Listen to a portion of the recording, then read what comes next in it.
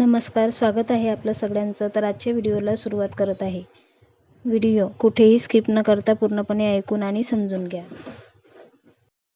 आज मी तुम्हाला असं काहीतरी सांगणार आहे ज्याच्यामुळे तुमच्या आयुष्यात खूप चांगले बदल घडून येतील. तुमच्यापासून कुणीही दूर जाणार नाही. लोक तुम्हाला स्ट्रॉंग आणि बुद्धिमान समजतील. तुम्ही स्वतःला हिंमत देऊ शकाल. तुमचा कॉन्फिडन्स कसा वाढेल आणि जे लोक तुमच्यावर जळतात ते अजून कसे जळतील आणि तुमच्यात असा काहीतरी बदल घडेल की ज्याच्यामुळे जे लोक तुमच्याजवळ आहेत ते लोक तुम्हाला खूप आवडतात, ते तुमच्यापासून कधीच दूर जाणार नाहीत. अशा काही टिप्स मी सांगणार आहे ज्या अगदी सोप्या आहेत, छोट्या आहेत, पण त्या खरंच खूप इफेक्टिव्ह आहेत. आपली स्माईल ही समोरच्यावर खूप जास्त प्रभाव टाकत असते. मग स्माईल म्हणजे काय? स्माईल म्हणजे असं नाही की प्रत्येक वेळी हसत राहिलं पाहिजे. स्माईल म्हणजे चेहऱ्यावर एक प्रसन्नता असली पाहिजे. जेव्हाही तुम्ही कुठे बाहेर जाताय त्यावेळी तुम्ही प्रसन्न दिसले पाहिजे. म्हणजेच काय की तुमचा चेहरा हसरा दिसला पाहिजे, खुश दिसला पाहिजे. यामुळे लोकांना आपल्याकडे बघून छान वाटतं. त्यांचा आपल्याकडे बघण्याचा दृष्टिकोन बदलतो. जरी ते काही विचारात असतील, दुःखात असतील, तर ते आपल्याकडे बघून विचार करतील की हा नेहमी कसा काय प्रसन्न असतो. सगळ्यात महत्त्वाचं म्हणजे आपल्यावर जळणारी लोकं. आपल्यावर जळणारे लोक आपली स्माईल बघून आपल्यावर अजून जास्त जळतात. त्यांना असं वाटतं की याला कोणत्या गोष्टीचा आनंद झालेला असतो. प्रत्येक वेळी हा खुश असतो आणि बऱ्याच अशा लोकांचं असं असतं, ते आपल्याला दुःखी बघून खुश होतात. म्हणून अशा लोकांसाठी तरी आपण हसलंच पाहिजे. लोकांनी आपल्याला विचारलं पाहिजे की तू का खुश आहेस? तू कसं काय नेहमी खुश राहतोस? कोणाला जेलस फील करू द्यायचं नसेल, कोणाला जळवायचं असेल तर त्यासाठी हा बेस्ट उपाय आहे. आणि कुठेतरी स्माईल केल्यामुळे, खुश राहिल्यामुळे आपल्या मनातही आनंद येतो. आपण खरोखरच खुश राहायला शिकतो. कारण बघा, ज्यावेळी आपण दुःखी असतो त्यावेळी आपल्या मनात काही ना काही विचार सुरू असतात आणि त्या विचारांमुळे आपण अजून जास्त दुःखी होतो. अगदी त्याचप्रमाणे आपण खुश असलो तर आपल्या मनात चांगले विचार येतात. आपण खुश राहायला शिकतो आणि यामुळे आपण बऱ्याच लोकांच्या नजरेत येतो. बऱ्याच लोकांना आपल्याकडे बघून छान वाटतं. त्यांना आपल्यासारखं बनावंसं वाटतं. वायफळ बडबड करू नका. फालतूची काहीही बोलू नका. आपण असं ऐकलं असेल की आपण आपल्या बोलण्यातून सगळ्या जगाला जिंकू शकतो. अगदी त्याचप्रमाणे आपण काहीतरी फालतू बोलून, वायफळ बडबड करून अख्ख्या जगाला आपल्यापासून दूर देखील करू शकतो.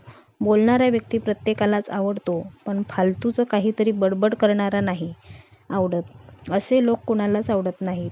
जो व्यक्ती उगाच तुमच्याजवळ येतो, त्याचं काहीही सांगतोय, उगाच काहीतरी बडबड करतोय, ज्यात काहीही तथ्य नाही, एखाद्या टॉपिकवर काहीतरी बोलतोय पण खूप घुमवून फिरवून सांगतो, तर असा व्यक्ती आपल्याला बोरिंग वाटायला लागतो. अगदी तेच आपल्याला करायचं नाही. आपल्याला कोणाच्याही नजरेत बोरिंग बनायचं नाही. म्हणून वायफळ बडबड करणे टाळा. तेवढेच सांगा जेवढं सांगण्याची गरज असते. खरं तर प्रत्येकाला प्रत्येक गोष्ट सांगायची नसते आणि आपल्या बोलण्यावरून लोक आपली पारख करत असतात. आणि तुम्हाला तर हे माहीतच असेल की आपण लोकांना जितकी व्हॅल्यू देतो तितकीच व्हॅल्यू लोक आपल्याला सुद्धा देतात. म्हणून ठरवून घ्या, तितकंच बोलायचं जितकी गरज आहे, तिथेच बोलायचं जिथे गरज आहे. पण असा सुद्धा व्यक्ती असतो आपल्या आयुष्यात ज्याच्याजवळ आपण हवी तितकं वायफळ बडबड करू शकतो. त्याच्याजवळ बोला, त्याला सगळं काही सांगा, पण प्रत्येकाला सगळं काही सांगत बसू नका. याच्यामुळे लोक बोर होतात आणि त्यामुळे तुमची व्हॅल्यू लोकांच्या नजरेत कमी होते. लोकांना तुम्ही नको नकोसे वाटायला लागता. पण या उलट जर तुम्ही जितकी गरज आहे तितकंच बोललात आणि महत्त्वाच्या गोष्टीच बोललात तर मात्र लोक तुमच्याकडे अट्रॅक्ट होतील. सकारात्मक दृष्टिकोन ही सगळ्यात महत्त्वाची गोष्ट आहे. आपला एखाद्या गोष्टीकडे बघण्याचा दृष्टिकोन, एखाद्या परिस्थितीकडे बघण्याचा दृष्टिकोन, एखाद्या व्यक्तीला जज करण्याचा दृष्टिकोन म्हणजेच आपला ॲटिट्यूड हा कसा असला पाहिजे. आपल्या सकारात्मक दृष्टिकोनामुळे, आपल्या ॲटिट्यूडमुळे लोकांवर आपला सगळ्यात जास्त प्रभाव पडत असतो.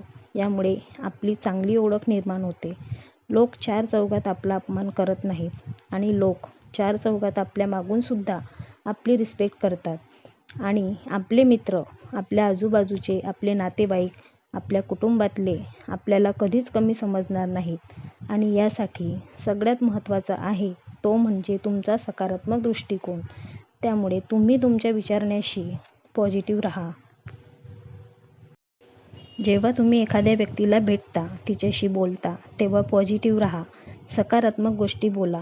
खोटं आणि वरवर नाही. आतून बोला आणि मग पहा, ती व्यक्तीसुद्धा तुमच्या बाजूने बोलायला लागेल. त्या व्यक्तीला तुमचं म्हणणं पटायला लागेल.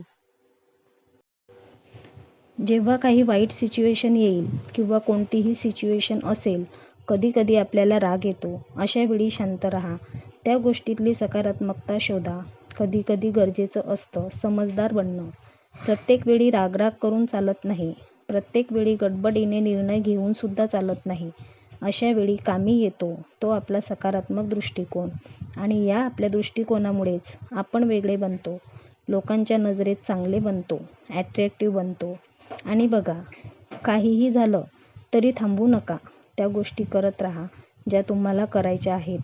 मग भलेही तुम्हाला त्याच्यामध्ये अपयश येत असेल, तुमच्या मनासारखं घडत नसेल, तरीसुद्धा सकारात्मकता सोडू नका. सकारात्मक राहा. दुःखी होऊ नका. सगळं काही व्यवस्थित होईल हा विश्वास ठेवा. नेहमी चेहऱ्यावर एक हसू ठेवा. विनाकारण बोलू नका. सकारात्मक दृष्टिकोन ठेवा. आणि मग बघा, सगळे कसे तुमच्याकडे आकर्षित होतात ते.